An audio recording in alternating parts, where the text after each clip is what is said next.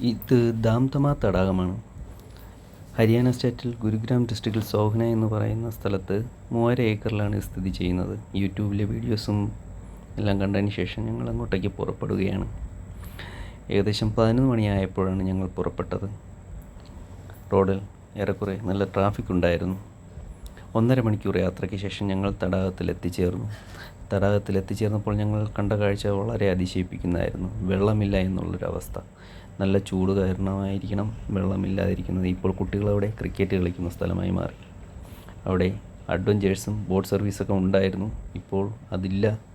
നാട്ടുകാരോട് ചോദിച്ചപ്പോൾ നാട്ടുകാർ പറഞ്ഞത് മഴ ഉണ്ടായിരുന്ന സമയത്താണ് തടാകത്തിൽ നല്ല വെള്ളമുണ്ടായിരുന്നു. ഇപ്പോൾ മഴയില്ലായിരുന്നു കുറേ നാളുകൾ കൊണ്ട്. അങ്ങനെ ഞങ്ങൾ നിരാശരായി തിരിച്ചു പോവുകയാണ്. ഏകദേശം തിരിച്ച് ഇറങ്ങിയപ്പോൾ ഉച്ച കഴിഞ്ഞു. റോഡിൽ കുറച്ചുകൂടെ ട്രാഫിക്കായി. ലോറികളൊക്കെ നിരനിരയായി പോകുന്നുണ്ടായിരുന്നു. തിരിച്ചു വരുന്ന വഴിക്ക് പശുക്കളെയും കാളക്കുട്ടന്മാരെല്ലാം നടന്നു പോകുന്നുണ്ടായിരുന്നു. ഇവിടുത്തെ പ്രധാന വരുമാന മാർഗം എന്ന് പറയുന്നത് കൃഷിയാണ്.